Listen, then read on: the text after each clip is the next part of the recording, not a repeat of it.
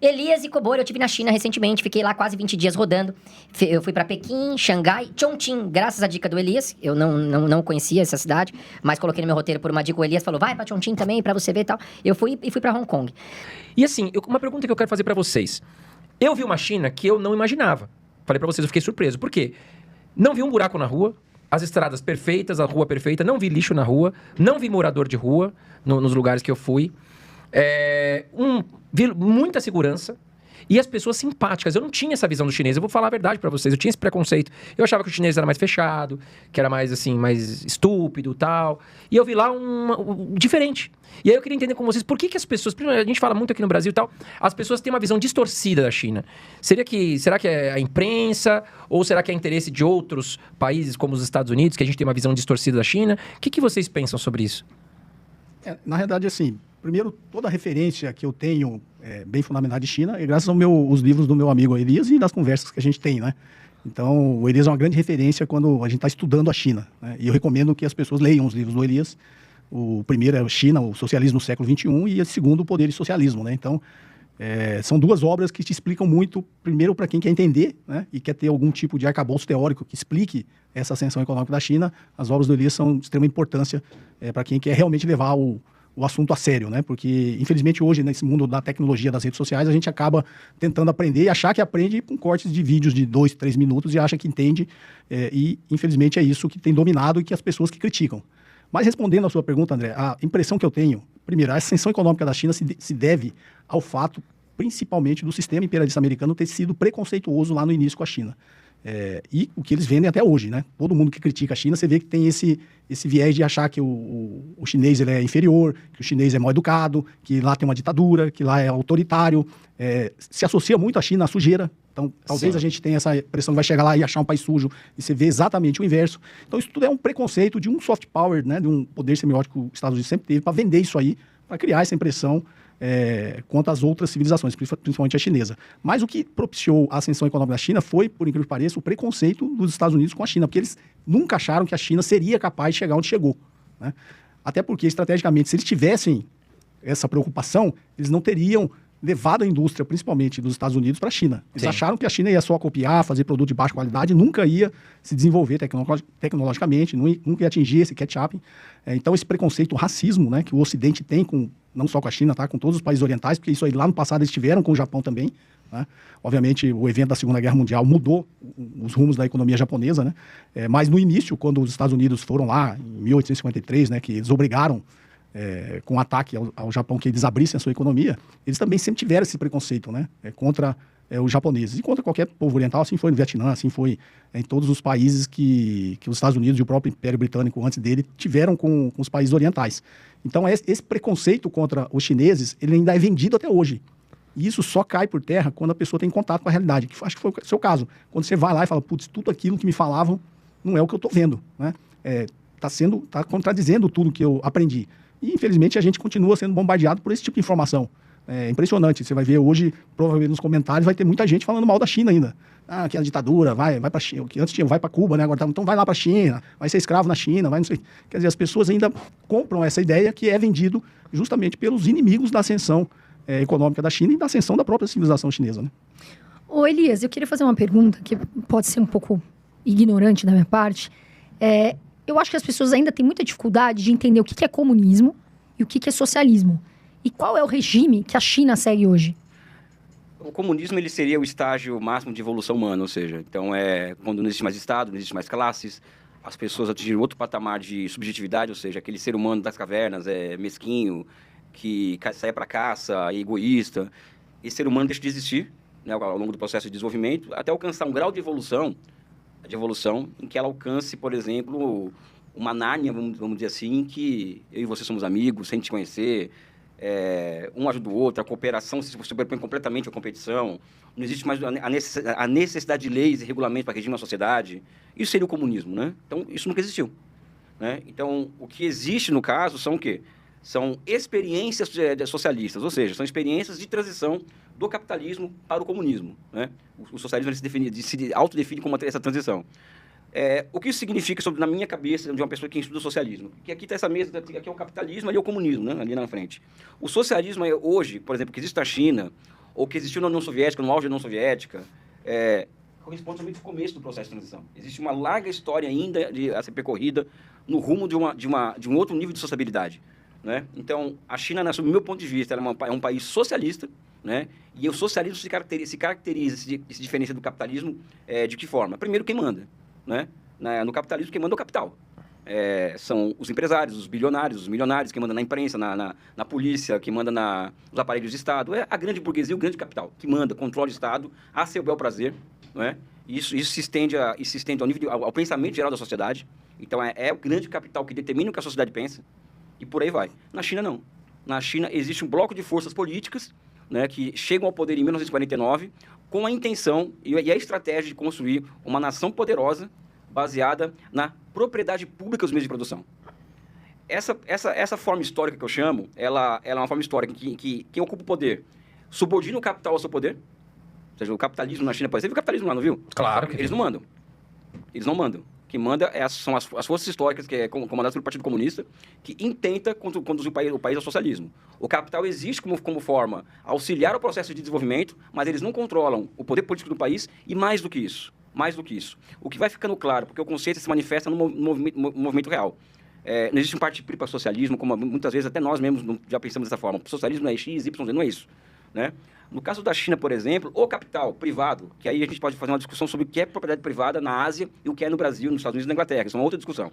Na China, o capital ele não manda, e mais do que isso, as formas de propriedade que entregam para a economia as possibilidades de ciclos de acumulação, ou seja, o que vai levar ao processo de desenvolvimento do país, e efeitos de encadeamento, ou seja, que aquele investidor que ao investir gera efeitos de encadeamento, inclusive para o setor privado, é o setor público da economia.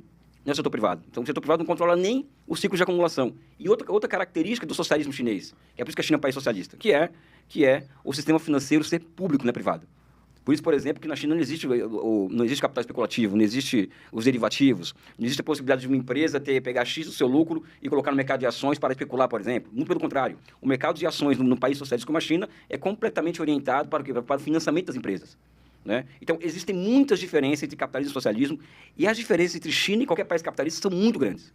Aparentemente pode não ser, para quem viaja para a China e vê aqui, pode ver aquilo, mas são muitas diferenças, né? Então, a China é um país socialista, né? Os valores que o Estado ele afirma diante de si mesmo e diante do mundo são os valores do marxismo, os valores do leninismo, do comunismo, né? Então, acho que isso é o que a China hoje. Agora, existe a combinação do velho com o novo o tempo inteiro na vida da gente, né? E na sociedade.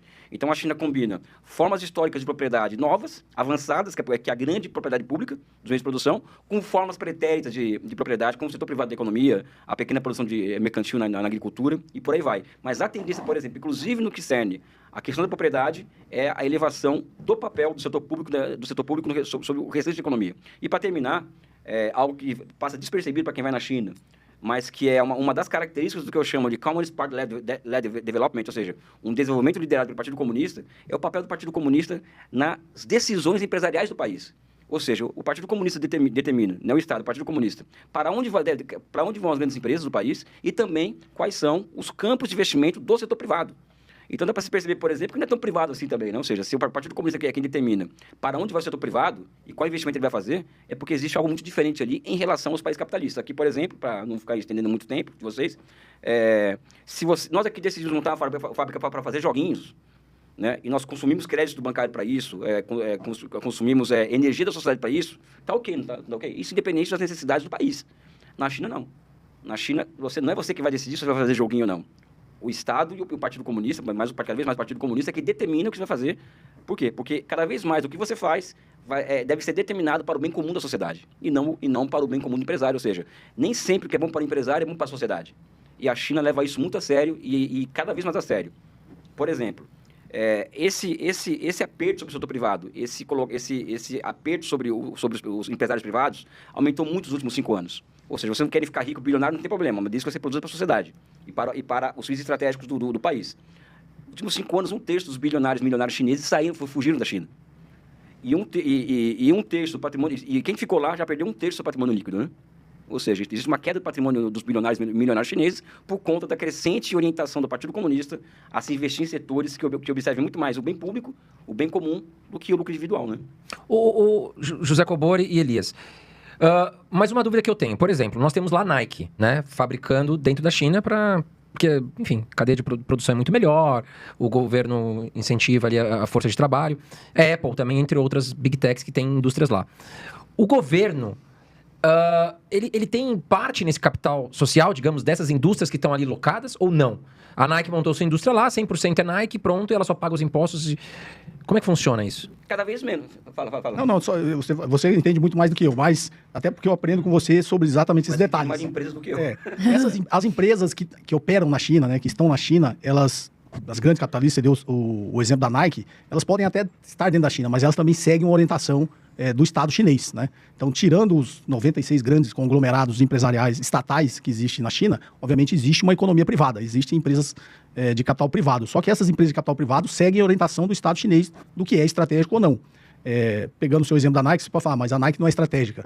Eu acho que a China, ela deu um passo em direção a não cometer o erro que a União Soviética cometeu, né? Quando a gente estuda porque a União Soviética caiu, o bloco soviético, foi justamente na Guerra Fria, nessa corrida até armamentista, militar e tecnológica que teve, a União Soviética não se preocupou justamente com esse setor da economia de bens e consumo da população em geral. Então, gerava-se uma grande comparação com o capitalismo, né? Então, na União Soviética, o cara fala, pô, lá no mundo ocidental, o pessoal tem uma geladeira melhor do que a minha, o carro deles é melhor do que eu. Então, assim, do que o meu. Então, a China, ela não cometeu esse erro, ela estimula que o capital privado possa atuar para atender essas necessidades da economia, das pessoas como todo, de bens e consumos normais, bens intermediários, né, não estratégicos. O Estado chinês, com esses 96 grandes conglomerados de empresas estatais, eles estão nos pontos e nos setores estratégicos da economia, que é o que vai orientar o desenvolvimento e a ascensão econômica da China, e no mais ele permite que as empresas privadas atuem. Só que todas as empresas privadas têm um representante do Partido Comunista no seu conselho de administração para orientar exatamente, porque também não adianta você estar lá com o setor de bens de consumo para coisas que não necessariamente vão atender a população. Então, no final das contas, todo o planejamento estratégico, e como o Elias muito bem colocou nesse último livro dele, o projetamento, né, que é inclusive inspirado no economista brasileiro, né, no Inácio Rangel. Então, toda essa economia do projetamento, eles têm exatamente isso, o que é, primeiro, macrosetores produtivos, que visam gerar retorno para a extensão econômica da China e até para conseguir sustentar o desenvolvimento econômico. Você precisa gerar retornos excedentes para você conseguir investir em ciência e tecnologia, em pesquisa e desenvolvimento, em educação, em saúde, e o que seria macrosetores improdutivos, que teoricamente não foram feitos para dar lucro, mas eles são importantes para que o setor produtivo funcione. Sim. Eu costumo eu tenho citado ultimamente, até o Elias deve conhecer, o professor Michael Woodson, é americano, ele tem várias obras, né? Muito conhecido dele é o Superimperialismo, que ele faz a crítica ao próprio Estados Unidos, mas esse último dele que eu acho muito interessante, que é o Destino da Civilização, capitalismo industrial, capitalismo financeiro ou socialismo. Que ele põe que vai de encontro um pouquinho com o que Elias falou agora há pouco. Porque a preocupação lá no século XIX da economia clássica era justamente não permitir que uma classe rentista evitasse que o setor produtivo, que era a revolução industrial que estava em ascensão, principalmente na Inglaterra, né, a primeira revolução industrial, para que essa classe rentista, de uma herança pós-feudal, de proprietários de terra, de grandes monopolistas, de detentores da infraestrutura pública, não fosse uma classe rentista que explorasse o setor produtivo e dessa forma, impedisse que as indústrias se desenvolvessem. Então, essa preocupação é da economia clássica, de David Ricardo, de John Stuart Mill, lá no século XIX. E o que ele coloca muito bem historicamente no livro dele é que a China conseguiu evitar exatamente, nos dias atuais, o que seria uma classe rentista que impediria a ascensão da indústria. Então, quando você olha isso, está muito bem colocado, teoricamente, nas obras do Elias, é justamente o que seria essa classe rentista, é um macrosetor improdutivo. Você não foi feito para dar retorno, você foi feito para gerar infraestrutura, gerar serviços, saúde, transporte público, educação, para que a classe produtiva da indústria, ela consiga ser competitiva. Você imagina, pegando um exemplo aqui para ser mais didático, né? A gente está no Brasil. Imagina você ter uma indústria aqui, e aí você não precisa pagar vale transporte para o seu trabalhador, porque o transporte é público, gratuito. E o seu trabalhador vai chegar lá e é eficaz. Não vai ficar igual em São Paulo, o cara precisa sair 3 horas antes de casa para conseguir chegar 8 horas no trabalho. Sim. O cara acorda 4 horas da manhã para estar 8 horas no trabalho, né? Pegar ônibus, metrô, sistemas da CPTM para chegar, principalmente nos grandes centros, né? Que foi um outro planejamento da China. Ele não permitiu que, como no Brasil tem São Paulo, Rio de Janeiro, sei lá, Belo Horizonte, e o resto do país todo tem que vir para esses centros industriais para que ele tenha oportunidade. A China tomou esse cuidado, e o Elias pode explicar muito bem, está no livro dele também, de não permitir essa urbanização de forma descontrolada, né? Então você imagina, você aqui em São Paulo, você abrir uma indústria tendo certeza que vai ter transporte público gratuito, então não vai ser um custo nem para o seu trabalhador e nem para a empresa, ele vai ter acesso a serviço de saúde público e gratuito. Você não vai ter que ficar dando planos de benefício, de plano de saúde, não vai ser um custo para sua empresa. Né? Ele vai ter acesso à alimentação barata, porque a economia é eficiente. Então, isso está lá no século XIX, que era a preocupação dos economistas clássicos, justamente que a indústria não fosse explorada pelo que eles chamavam de um rentismo pós-feudal, que iria se aproveitar das estruturas que eles herdaram do feudalismo, né, quando caiu o feudalismo, para explorar a indústria nascente nesses países. Entendeu? Então, o que a China tomou esse cuidado foi justamente, isso aqui é um marco setor improdutivo. Eu vou ter que sustentar. Isso aqui é importante para o setor produtivo ter uma ascensão econômica. Só que é subsídio cruzado. Eu tenho que cobrar desses caras aqui quando eles gerar retorno para eu sustentar esse outro lado. Sim. Então, quando a gente olha esse modelo que vem, que o Elias fala que está em construção, não é uma coisa estática, tá aqui um manualzinho, tem que ser assim. Porque acho que até muita gente da esquerda critica o negócio da China e fala, não, aqui não é socialismo. Mas o que é socialismo? Né? O socialismo, na verdade, a gente tem que ter um conceito macro, que é um estágio de transição do capitalismo para o socialismo, onde, através da coletividade que está representada nos políticos que você coloca lá no Estado, vão fazer com que isso funcione e que a propriedade seja pública, né?